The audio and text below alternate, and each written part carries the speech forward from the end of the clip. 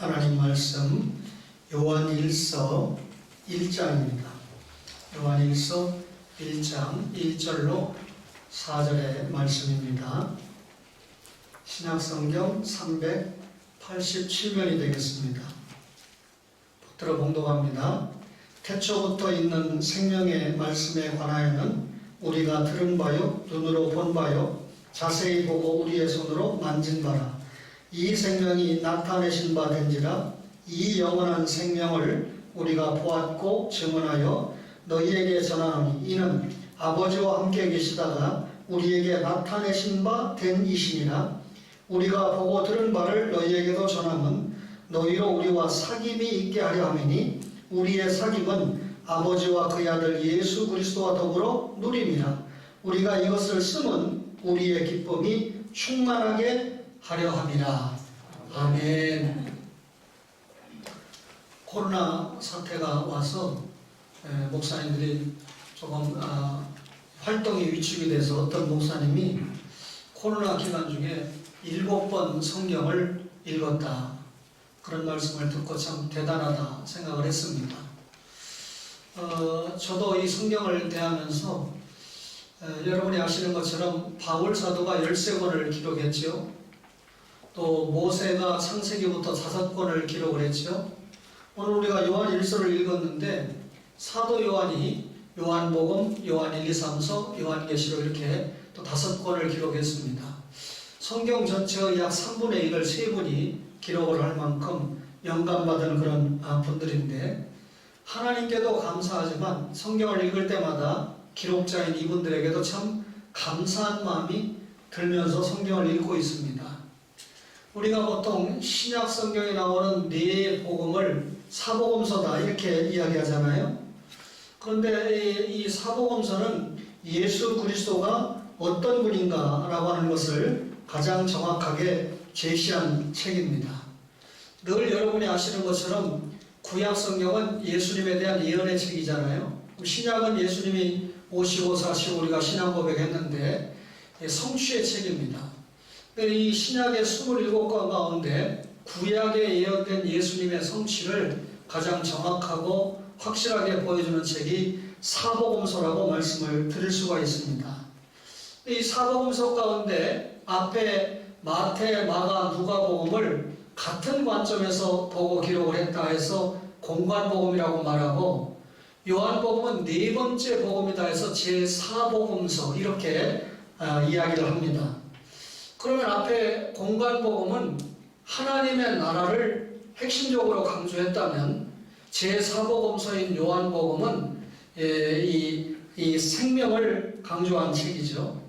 뿐만 아니라 공관복음은 예수님의 행적을 중심으로 해서 기록을 했습니다.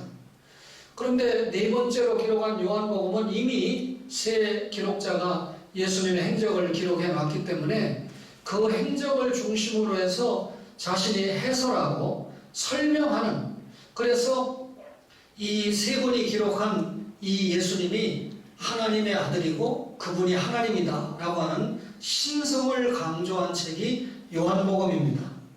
오늘 우리가 요한 1서 1장 1절로 4절을 읽어드렸는데, 요한 1, 2, 3서는 말 그대로 서신서잖아요. 편지글이잖아요. 그런데 이 AD 90년경에 사도 요한이 대략 에베소에서 이 요한 1, 2, 3서를 기록했다, 그렇게 알려지고 있는데, 보통 이 디모데에게 보낸 편지가 있고 디도에게 보낸, 개인에게 보낸 편지가 있죠. 로마서나 고린도전서 같은 경우는 로마 교회나 고린도 교회에 보낸 편지니까 이 요한 1서는 특정한 개인이나 특정한 교회에 보낸 편지가 아니기 때문에 이 편지를 우리가 공동서신이다, 다시 말하면 모든 성도들에게 공동적으로 보낸 편지다, 이렇게 이해를 합니다.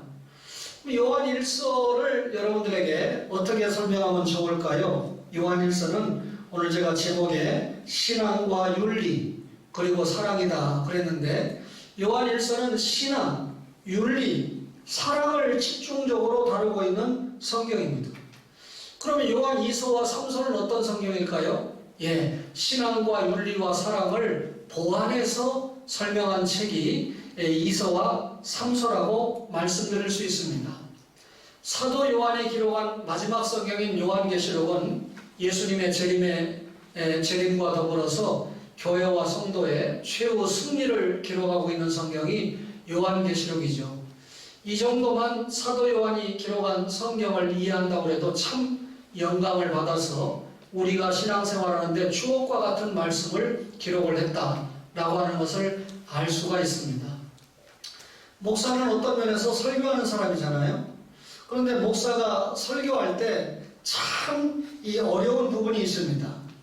예를 들면 구약 성경에 레위기를 설교한다든지 아가서를 설교한다 할 때 참 어려움이 있어요. 또 신학을 공부했지만 이사야서나 예레미야서 같은 경우를 설교한다고 해도 어려운 부분이 있습니다. 목사가 신약 성경을 가지고 설교할 때 어려운 성경이 들어있는데 그 중에 대표적인 한 성경이 요한일서와 같은 성경입니다. 왜 요한일서를 설교하는데 어려움을 느낄까요? 이 성경은 구조의 짜임새가 상당히 난해하기 때문입니다. 다시 말하면 구조의 짜임새가 목사가 여러 번 읽어도 이해하기가 그렇게 쉽지 않기 때문입니다. 요한일서가 이처럼 분해가 어려운 것은 세 가지 주제가 나선형처럼 끊어지지 않고 돌아가기 때문에 그렇습니다. 그러면 요한일서의 세 가지 주제가 뭘까요? 신앙, 윤리, 그리고 사랑이라는 주제입니다. 그나마 이 요한일서를 읽고 요한일서는 신앙과 윤리 그리고 사랑을 강조하는 책이다 라고 하는 정도만 찾아내서 읽어도 요한일서를 잘 이해했다 라고 말할 수 있을 것입니다. 하나님께서 요한일서를 우리에게 주신 것은 이 세 가지 중에 어느 하나도 경하게 여겨서는 안 된다라고 하는 것을 보여주시기 위함입니다. 여러분, 우리가 신앙생활하는 데 있어서 아주 중요한 요소가 말 그대로 신앙, 윤리, 그리고 사랑입니다. 우리 신앙생활의 핵심적인 요소가 된다 그 말이죠. 따라서 이 세 가지를 신앙 따로, 윤리 따로, 사랑 따로 분리하고 이해하는 것은 곤란하다는 것이죠. 신앙이라고 하는 것은 사랑과 떠나서 안 된다는 것이고, 또 신앙과 윤리, 신앙과 삶을 분리해서도 안 된다는 것입니다. 우리가 신앙생활하는 데 있어서 신앙과 윤리와 사랑 가운데 어느 한 가지라도 결핍되어서도 안 된다는 것입니다. 우리가 이 육체를 잘 건강하게 유지하기 위해서는 몸속에 영양분을 골고루 섭취해야 되지 않습니까? 마찬가지로 우리가 신앙생활하는데 신앙과 윤리와 사랑을 다 균형을 가지고 살아가야 된다 그 말이죠. 오늘 이 요한일서가 기록될 당시에 이단들이 있었습니다. 오늘날도 이단은 창고라고 있지만, 그런데 이 이단들이 신앙적인 면에서 아주 중요한 예수님을 부인을 합니다. 여러분, 예수 믿지 않고 신앙이 성립되나요? 뭐라고 하냐면 요한일서 2장 21절에 보니까 예수는 그리스도가 아니다. 또 요한일서 5장 12절에 보니까 예수님은 하나님의 아들도 아니다. 예수님이 가이사라 빌립보에서 베드로의 신앙 고백을 받을 때 주는 그리스도시요 살아계신 하나님의 아들이라고 할 때 너무 기뻐하셨잖아요. 그게 신앙 고백이죠. 그런데 이 요한일서를 기록될 당시의 이단들은 예수님은 그리스도 아니야, 하나님의 아들이 아니야 하고 부인을 했습니다. 그 말은 예수님이 사람의 몸을 입고 이 땅에 오신 것을 부인했다는 것이죠. 이 이단들은요, 복음을 받기 전에 이미 헬라 사상에 너무하게 젖어 있었습니다. 예수님을 하나님의 아들로 인정하지 않은 것은 헬라 사상 영향 때문이에요. 그러면 헬라가 당시에 어떤 사상을 가지고 있었냐면 영지주의 사상을 가지고 있었죠. 이 영지주의 사상을 가지고 예수님을 이해하려고 하니까 성육신 자체가 이해가 되지 않죠. 이원론을 가진 헬라주의 사상은 영은 선하고 육은 악하다, 이렇게 이원론으로 사상을 가지고 있습니다. 그러니까 하나님이신 예수님이 하나님의 아들이라면 어떻게 더러운 육체를 입고 이 땅에 오겠느냐. 그러니까 성육신 믿지 않는 거죠. 물론 하나님의 창조도 믿지 않습니다. 예수님이 부활하실 때 영만 부활했습니까? 육체를 입고 부활했습니까? 육체 입고 부활했죠? 그 예수 부활 부인하는 겁니다. 예수님이 재림하실 때 영만 오십니까? 아니면 영육이 완전한 영생체로 오십니까?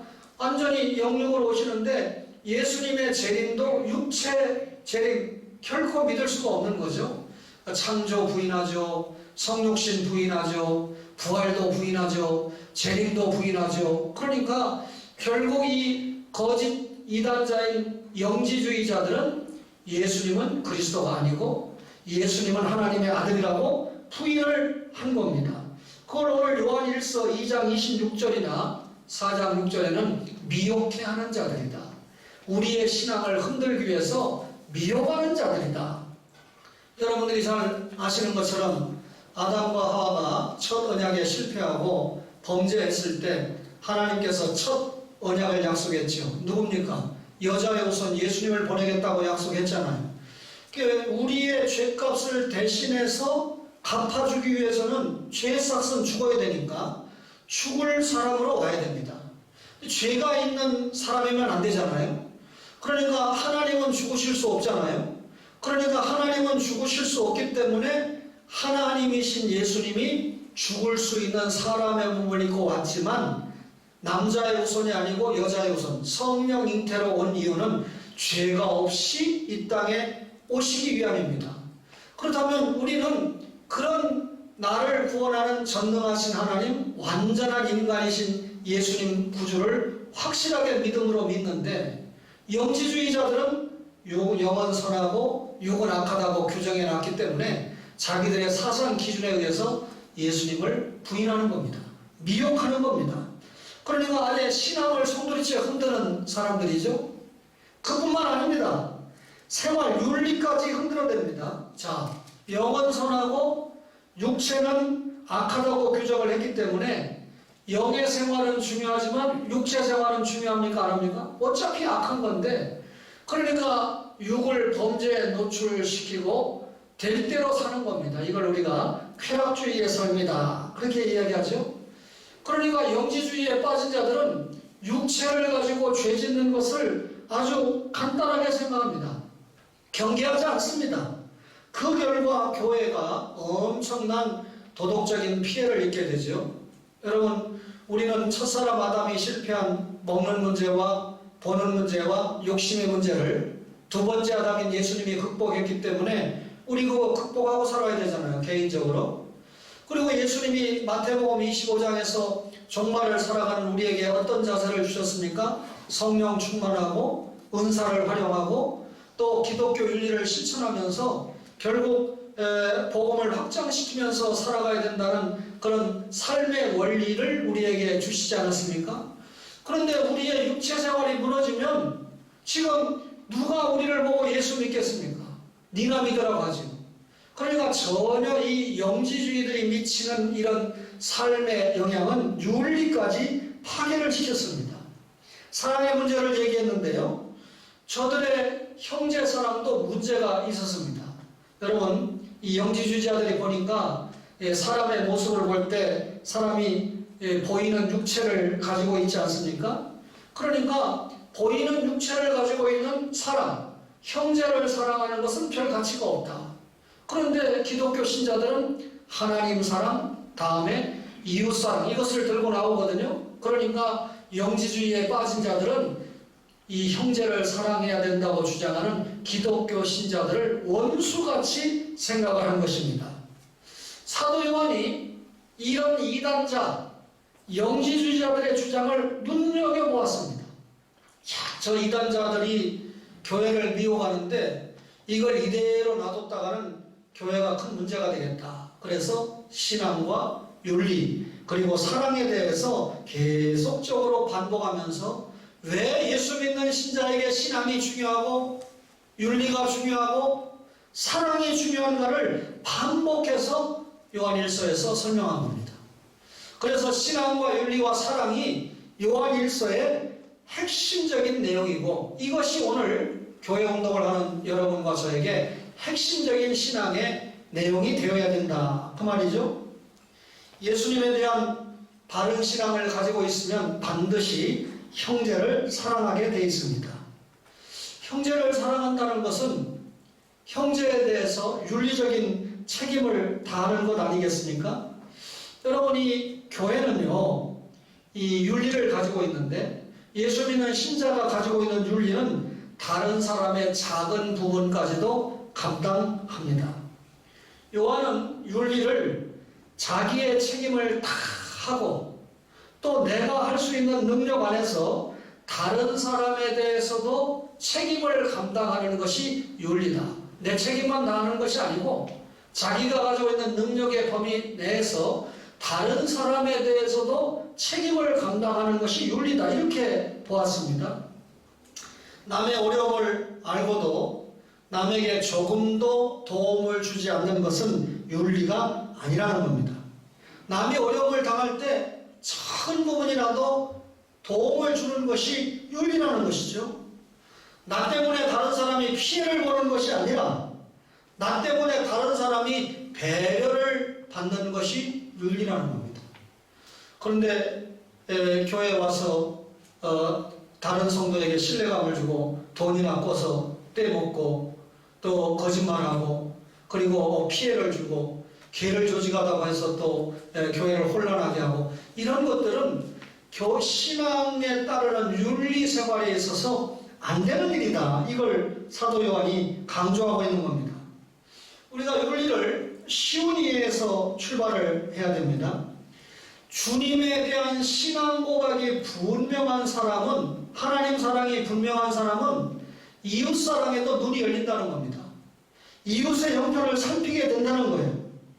그러면 이웃의 형편이 살펴지니까 그 사람을 위해서 내가 할 수 있는 일이 무엇인가가 찾아진다는 것이죠. 그러니까 상대방이 지금 어떤 아픔을 가지고 있을 때 그 아픔을 나에게 대입시키면 결론이 나온다는 거죠. 여러분, 우리 한국교회가 지금 가장 문제가 되는 것이 윤리와 사랑에 문제가 있다고 이야기합니다. 한국교회 예수 믿는 신자들이 너무 윤리적인 약점을 보이고 있다는 겁니다. 한때 텔레비전에 잘못하고 붙들려가는 사람들이 뭐 이 검찰청 앞에 이렇게 서서 포토라인에 서서 보면 그 사람이 뭐 장로다 혹은 목사다 교회 다니는 사람이다 할 때 참 그 비통한 심정이 얼마나 컸습니까? 그러나 결국은 요한일서라고 하는 이 말씀을 통해서 비추어 본 한국교회의 문제는 윤리 문제 아니고요, 사랑 문제 아니고요, 신앙의 문제입니다. 다시 말하면 신앙이 잘못되어 있기 때문에 윤리 문제가 발생한다는 겁니다. 그 사람의 신앙이 잘못되어 있으면 그 신앙에 따르는 삶에 있어서도 여러 가지 문제가 나타난다는 것입니다. 따라서 우리가 신앙뿐만 아니라 무슨 문제가 대단히 중요합니까? 윤리 문제도 대단히 중요하다는 것이죠. 사도 요한은요, 다른 제자들이 느끼지 못하는 특별한 감격이 있었습니다. 그가 뭐라고 그랬습니까? 우리가 우리가 귀로 들은 바요, 눈으로 본 바요, 자세히 보고 우리의 손으로 만져까지 본 분이 예수님이다. 요한일서 1장 1절에 그렇게 고백하잖아요. 이는 사도 요한만이 표현할 수 있는 기가 막힌 말씀입니다. 이 말은 무슨 말입니까? 자기가 귀로 듣고 만져보고 하니까 이분이야말로 그리스도다. 이분이야말로 하나님의 아들이시다. 나는 확실히 그분의 말씀을 귀로 듣고 확실히 그분을 눈으로 보았고 확실히 그분을 내가 손으로 만져보기까지 한 사람이다. 그렇기 때문에 사도 요한은 예수님에 대해서 엄청난 감격을 토하고 있는 거죠. 당시 사람들 가운데 예수를 나사렛 사람, 요셉의 아들 나사렛 사람이다. 요셉의 아들이라는 말은 사람의 아들이라고 공격하는 거고, 나사렛 사람이라는 건 참 사람들이 그 당시에 취급받지 못하는 사람들이 모여 사는 곳이 나사렛. 그래서 나사렛 갈릴리 우습게 무시하지 않았습니까? 사람들 눈에는 예수님이 굉장히 초라하게 보였어요. 그러나 사도 요한이 볼 때 예수님은 사람들이 보는 그런 초라한 모습이 아니고 그 속에 하나님이 계시고 그 예수님이 하나님의 아들이고 그 예수님이 하나님이라고 하는 사실이 확실하게 보여지고 믿어졌던 것입니다. 사도 요한은 성만찬하는 시간에 주님의 품에 직접 안기지 않았습니까? 주님이 체포됐습니다. 대제사장에게 재판을 받을 때, 신문을 받을 때 대제사장의 집안까지 따라간 사람이 누구죠? 사도 요한입니다. 그때 수제자 베드로는 여기 들어가서 볼까 말까, 예수님의 신변이 어떻게 될까, 들어갈까 말까 하다가 요한의 도움을 통해서 들어가지 않았습니까?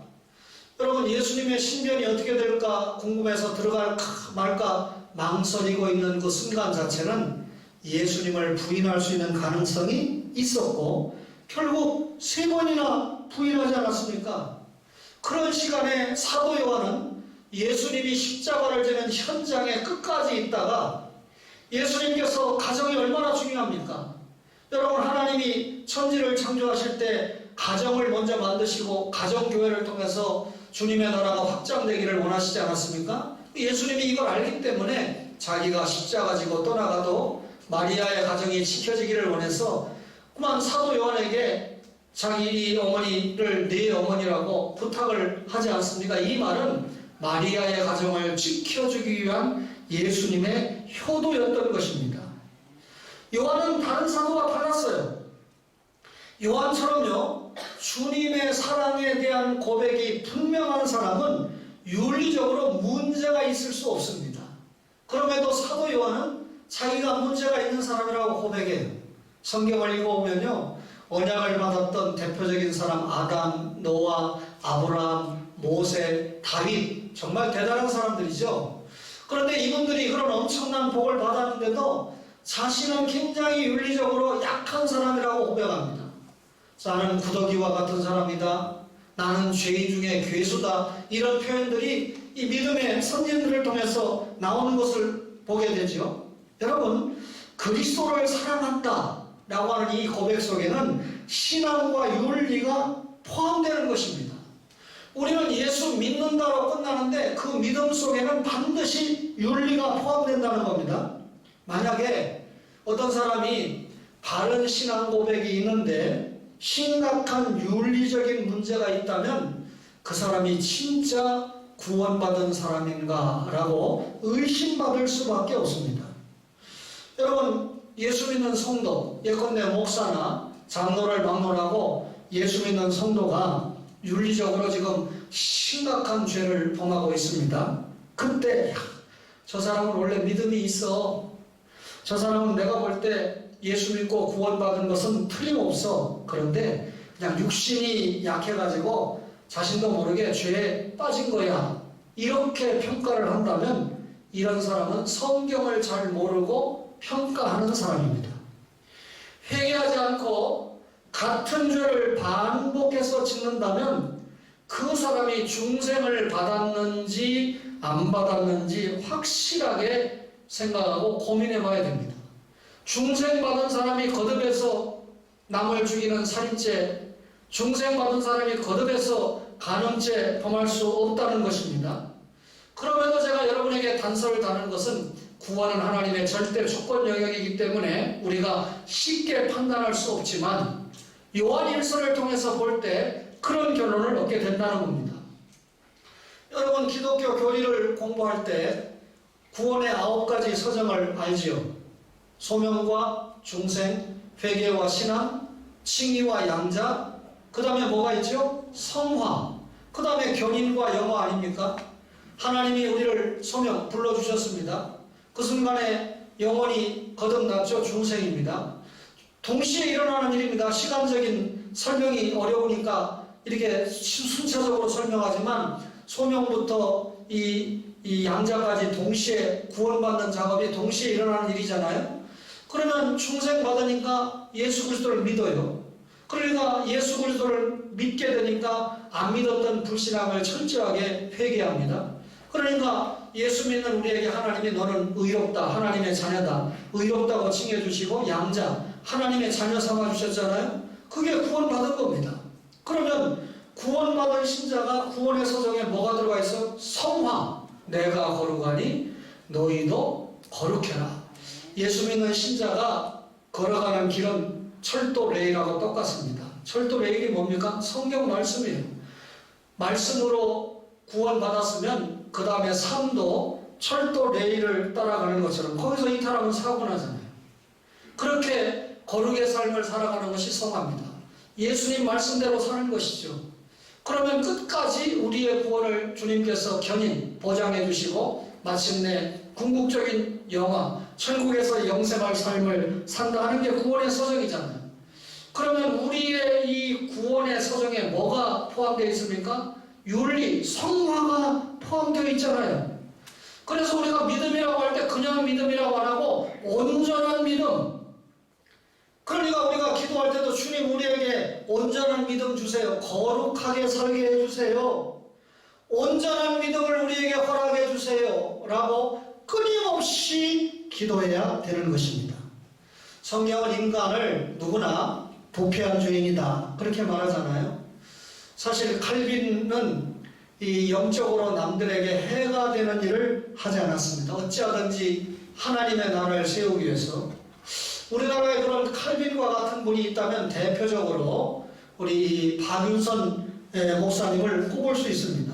정말 한국교회를 위해서 평생 도움을 줬죠. 요즘 공부하는 제 아들과 같은 아이들은 박윤선 목사님이나 박형용 박사님의 기여를 잘 모릅니다. 그러나 저희들이 공부할 때만 해도 정말 이 한국의 신학에 지대한 영향을 주었던, 그 이후에는 뭐 돈 있으니까 유학도 가고 미국, 영국, 캐나다 어디서든지 공부하고 와가지고 이 한국의 신학이 굉장히 발전하고 또 성경을 보는 눈이 많이 뜨이지 않았습니까? 그럼에도 한국교회가 아직도 세계적인 신학을 주도하지 못하는 것은 경제력이 뒷받침 못돼서도 아니고 오늘 말씀한 대로 신앙은 있다고 하면서도 윤리와 사랑 부분에서 많이 미치지 못하는 것이 영향이다. 저는 그렇게 생각을 합니다. 이분들은요, 칼빈이나 박윤선 목사님 같은 분을 이야기하는 이유는 참 신앙이 있었기 때문에 그들의 윤리, 생활도 바르게 나타났다. 그렇게 말씀을 드리는 겁니다. 우리 한국교회 안에는 기복적인 신앙을 가진 성도들이 참 많습니다. 예수님을 이해하는 것도 기복적으로 이해를 합니다. 그러니까 오리지널 예수 복음 듣는 거 별로 기뻐하지 않아요. 일주일 내내 스트레스 받고 왔는데 교회 오니까 또 뭐 죄가 어떻고 회개하라고 그러고 가슴을 찢으라고 하고 도대체 듣기 싫어. 좀 위로. 직장에서도 상사한테 깨지고 공부하느라고 스트레스 받고 왔는데 예수 믿고 편하시고 행복하시고 부자 되시고 이렇게 해야 되지 않느냐. 교회 가서 좀 위로 좀 받아야 되겠는데 참 위로가 뭔지 몰라요. 예수 통해서 예수 믿고 건강, 물질회복, 명예회복, 권세회복, 성공 이런 걸 원하죠. 다시 말하면 구원의 감격보다는 뭘 원합니까? 세상이 주는 감동을 원하는 거죠. 그러니까 오늘 이 교회들이 이런 그 교인들의 욕구에 발을 맞춰가지고 기복적인 욕구를 채워주는데 최선을 다하고 있습니다. 그리고 교회가 복음 사역, 말씀을 전하고 말씀을 가르치면 끝나는데 가정 사역이 어떻고 사랑 찾기가 어떻고 아버지 운동이 어떻고 물론 필요하죠. 그런데 그런 데 전력 투구하고 두 날개가 어떻고 성경이 두 날개만 이야기합니까? 이런 데 자꾸 여러분 무슨 이 교회사 운동에 나타났던 여러 가지 방법적인 운동이 지금 계속되는 게 뭐 있습니까? 그냥 반짝반짝 하다가 두 날개도 그렇고 그 앞에 무슨 이 가정교회 운동도 그렇고 등등 반짝반짝 나타나다가 지나가잖아요. 그리고 그런 운동을 했던 교회들이 견고하지 못한 모습들을 주변에서 우리가 많이 보지 않습니까? 여러분 이 서울대학교를 졸업한 강남의 한 사찰 주지가 있습니다. 그 사람이 이렇게 고백을 했어요. 성경에서 하나님이라는 말만 빼고 복 받는 것, 부부간에 화목하게 사는 것, 자녀 교육, 그리고 성공적인 삶, 성경을 자기가 보고 사찰의 승려가 하나님이라는 건 싹 빼고 성경에서 가르치는 윤리적인 부분을 열심히 가르치면 설법을 하면 사람들이 너무 좋아하더라. 자기는 그렇게 한다는 얘기잖아요. 목사들이 그렇게 하면 되겠습니까? 안 되겠습니까? 안 되잖아요.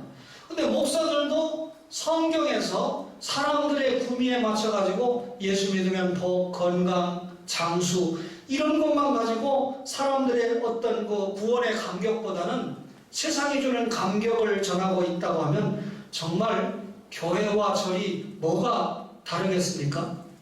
목사와 승려가 뭐가 다르겠습니까? 참 이 서해안 지역은 예수 잘 믿는 지역입니다. 동해안 지역은 조금 각성을 해야 돼요. 이 서해안 지역엔 교회가 많고 동해안 지역엔 절이 많잖아요. 그런데 저 광주가 서해안 지역인데 무등산이라고 하는 산 밑에서 무등산 이 사찰음악회가 있거든요. 이 사찰음악회에는 승려, 신부 그리고 해마다 목사들도 참여하는데 그 2002년 월드컵 했던 그 해부터 시작이 돼가지고 코로나 때문에 올해는 어떻게 될지 모르겠습니다만 매년 사찰음악회를 했는데 중앙일보와 같은 이런 중요한 신문이 보도를 하면서 뭐라고 보도하는지 알아요? 목사와 승려와 신부가 함께하는 선율이다. 종교다원주의죠. 거기에 참석한 목사 때문에 기독교나 불교나 천주교가 별 차이가 없다. 이런 인식을 충분히 주는 거죠.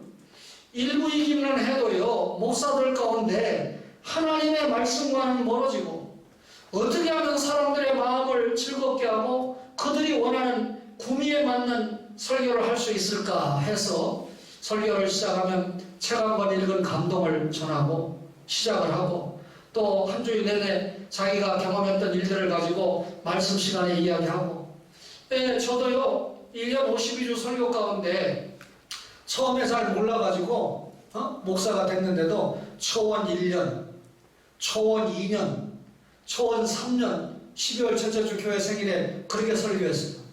근데 그때는 제 스승이 못 보셨는데 언제부턴가 저에 대해서 접촉을 하고 관심을 가지면서 저에게 이 어느 교회 목사님이 뭐 1년에서 10년, 20년 이런 식으로 설교하는데 그건 하나님의 말씀이 아니지요. 제자가 상처받을까봐. 저 어떤 목사님이 뭐 1년, 2년 근데 그건 하나님의 말씀을 전하는 게 아니죠. 강단은 하나님의 말씀을 전하는 시간인데 그 소리를 들으니까 제가 얼마나 부끄럽고 이해가 되고 깨달아졌는지 사실 교회 운동을 하다 보면 목회자적인 입장에서 1년 동안 우리가 뭐 했고 내년에는 또 어떻게 하자 이것도 좀 필요한데 약간의 적용이긴 해도 그건 하나님의 말씀이 아니죠.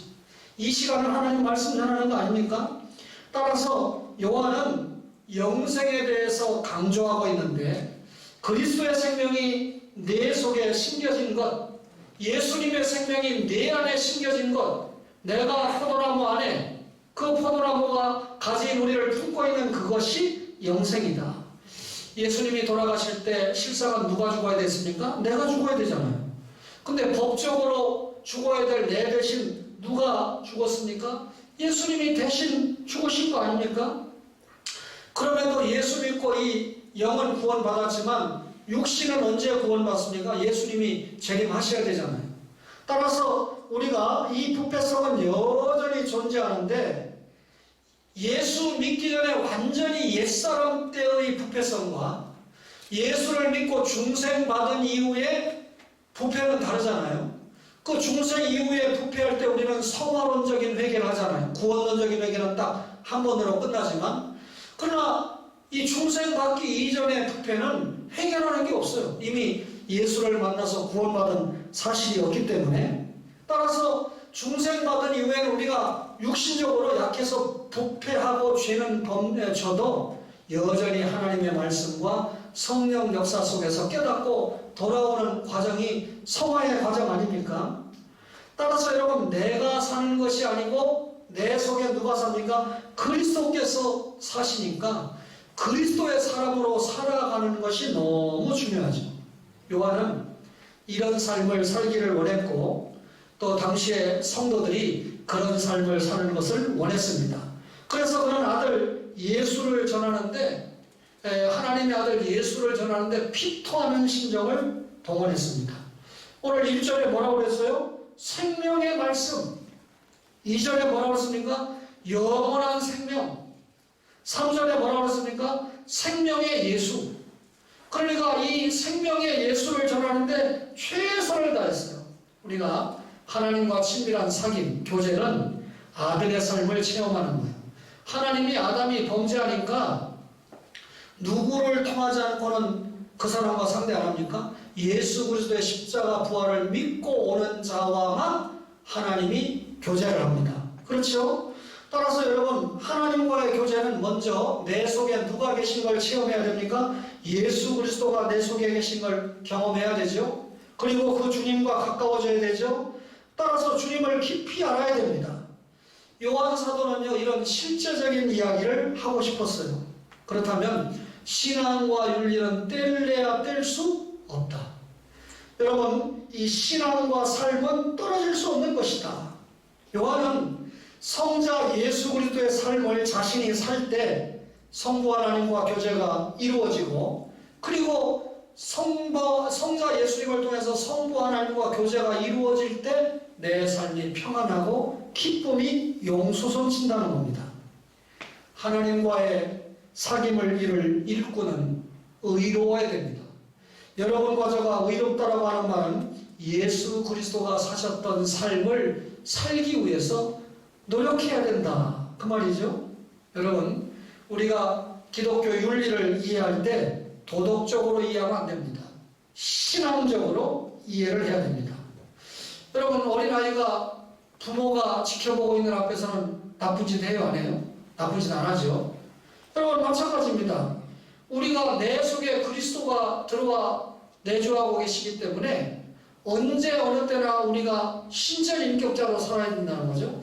자식이 부모가 보는 앞에서는 못된 짓 안 하는 것처럼 우리가 하나님이 나를 주장하시고 지켜보신다. 그러니까 여러분, 이런 확실한 신앙을 가지고 있는 사람이 윤리적인 죄를 범할 수 있겠습니까? 그렇죠? 어떻게 목사와 장로가 다른 가정을 가질 수 있겠습니까? 그렇죠? 신앙이 있으면 그럴 수 없다는 거죠.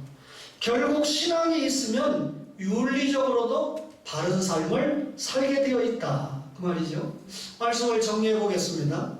우리가 신앙이 필요한데 참 신자는 예수께서 육신을 입고 오신 참 그리스도 구세주다 라고 하는 걸 믿어야 된다는 거죠. 윤리가 따라와야 되는데 믿음은 생활을 통해서 입증돼야 된다는 겁니다.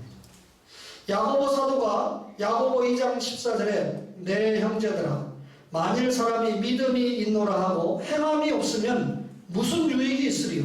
그 믿음이 능히 자기를 구원하겠느냐? 여러분, 이 믿음이 있노라고 신앙 고백을 하는 사람이 신앙에 입각한 삶을 살지 않는다면 구원에 있어서 무슨 유익이 있겠느냐, 그 말씀이잖아요. 참된 믿음은 중생받은 그 순간부터 여러분 믿음이 생겼잖아요. 회개와 소명과 중생, 회개와 믿음 동시에 생겼잖아요. 그러면 그 믿음을 가진 신자는 그 즉시의 성화, 행함에 그리고 생활에 여러 가지 변화가 찾아오게 되어 있다, 그 말이죠. 여러분, 우리가 구원받는데 내 공로가 가미됐습니까? 안 됐습니까? 제가 강조 안 해도 1%도 내 노력으로 구원받은 거 아니죠. 그럼 하나님의 은혜로 구원받았죠? 그럼 하나님의 은혜로 구원 영생의 축복을 받았다고 하면 우리는 뭐 할 것밖에 없습니까? 감사할 것밖에 없습니다. 따라서 여러분, 우리가 이 행함이 수반되어야 전도도 할 수 있는 거잖아요. 그러니까 나를 통해서 전도가 돼야 되는데 니를 보니까 니나 예수 믿어라, 너 같은 사람이 예수 믿는다 하니까 나는 절대 예수 믿고 싶지 않다, 이렇게 되면 참 곤란하지 않습니까? 나의 신앙에 근거한 윤리, 그리고 그 신앙과 윤리를 사람으로 표현해 줄 때 많은 사람을 주님 앞에 인도할 수 있는 거잖아요. 여러분이 아시다시피 여러분의 협력하에 제가 부산 외국어대학교에서 강의를 하는데 아시는 분은 아실 겁니다. 부산 외국어대학교의 설립자가 정태성 박사인데 그 아들이 지금 이사장이에요. 돈 벌어서 학교를 세웠는데 어쨌든 이 교수를 뽑을 때 복음주의 신앙을 가진 자로서 이게 첫 조항입니다. 그리고 여러분 목사가 일반 대학인데도 가서 열심히 이 복음을 전하고 또 이복수 교수님을 통해서 교회운동까지 전개하면서 하는 멋진 학교를 세웠잖아요. 근데 요즘 뭐 대도안하는 교수들이 뭐 조직해가지고 교회 다니는 사람은 총장 되면 안 된다. 교회 다니는 뭐 설립자가 온 재산을 다 투자해서 이렇게 학교를 만들어놨는데 기업에 노조가 필요하지만 그 노조들이 주장하는 것이 다 옳은 건 아닙니다. 그런데 그분의 부인이 누구냐면요. 그러니까 지금 현재 이사장의 부인 이름이 백성의 권사님인데 그 백성의 권사님의 친정아버지가 백남조 장로님입니다. 그 장로님은요. 총신대학교 땅 지금 저 서당동에 그걸 다 기증을 하고 21년 동안 자기가 이사장하면서 사업해가지고 학교가 되도록 밀어줬어요. 오늘날 이 사당동 총신을 기준한 합동교단이 10,000교회가 넘잖아요. 통합측교회보다 더 많잖아요. 한때 경상도와 전라도가 갈라져가지고 애로사항이 있었습니다만 합쳐서 지금 최대의 교단이 됐는데 이 교단의 목사들을 양성하는 기초를 놓은 이 총신대학교에 백남조 장로님이 땅을 기증하고 학교가 되도록 했는데 그 총신대학교 총장을 지낸 김효모 박사님이 뭐라고 이야기를 했냐면 백남조 장로님은 사업이 어려울 때도 사업이 항상 잘 되겠습니까? 어려울 때도 총신대학교를 위해서는 헌신했다. 이 학교가 잘못되거나 무너지면 좋은 목회자, 지도자를 양성하는데 어려움이 생긴다 해서 헌신했다는 거예요. 이야, 제가 외대를 갈 때마다 참 이 집안은 대단한 가문이다. 한 집안은 부인 집은 총신대학교에서 한국교회 지도자를 만들고 또 남편 집은 또 이 부산 외국어대학교 같은 돈 벌어서 성창합판 만들어서 돈 벌어가지고 외국어대학교를 만들고 그 외에도 뭐 성지고등학교도 있고 해서 기독교 인재를 만들겠다고 하는 일에 사용을 받는데 죄송합니다. 고신대학교보다 낫고요. 숭실대학교보다 낫고요. 연세대학교보다 낫습니다. 뭐냐면 그냥 복음을 원액적으로 전해도 제지를 안 당하는 학교가 그 학교예요. 무슨 뜻인지 이해가 되십니까? 학생들이 점수가 학교에서 꼼짝 못해요. 왜냐하면 채플 점수가 안 나면 졸업 못합니다. 그러니까 채플 한 학기에 3번 빠지면 낙제입니다. 그럼 졸업 못해요. 그러니까 꼼짝없이 와서 이 채플에 참석해야 되고 또 저와 같은 과목 여러분 한 학기에 30-40과목 교양 과목 없어져요. 여러분 아셔야 됩니다. 학생들이 주문을 하다 보면 15명인가가 지원 안 하면 싹 그 과목은 없어집니다. 그런데 그 일반 대학의 현대인과 성서나 기독교의 이해 같은 이런 과목이 15명이 아니고 너무 많이 들어와가지고 제 과목은 50명씩 들어와 있어요. 그러니까 뭐 없어질래야 없어질 수 없는 과목을 하나님이 만들어 주셨다는 거죠. 얼마나 감사한 일입니까? 저는 그 학교에 가면서 나에게 사례를 얼마 전에 이게 관심이 아니고 참 이 학교를 설립한 분은 참 멋이 있다. 그렇기 때문에 그 멋있는 사람이 이렇게 만들어 놓은 학교에서 내가 할 수 있는 일은 복음을 전하고 가르치는 일이니까 여기에 내가 생명을 걸고 감당해야 되겠다는 마음으로 지금까지는 달려왔습니다. 윤리입니다. 사랑이라고 그랬죠? 여러분 믿음은 또한 사랑을 통해서 입증되어야 한다는 것입니다. 따라서 윤리, 신앙, 사랑이라는 이 3가지 주제는 우리 기독교의 핵심적인 특징입니다. 그리스도에 대한 바른 신앙을 가진 이가 형제 사랑을 외면할 수 없고 하나님과 형제를 사랑하는 사람이 윤리적인 삶을 포기할 수 없다는 것입니다. 결국 신앙과 윤리 그리고 사랑은 함께 가는 것입니다. 신앙도 윤리도 사랑입니다. 하나님 사랑, 이웃 사랑입니다. 우리가 하나님 사랑, 이웃 사랑이 우리 신앙과 윤리의 최고 표현의 사랑이라는 거죠. 이 지상에서 가장 가까운 이웃이 누굽니까? 부모라고 말할 수도 있고 아내와 남편이라고도 말할 수 있습니다. 부모를 공경 안 합니까? 남편과 아내를 사랑하지 않습니까?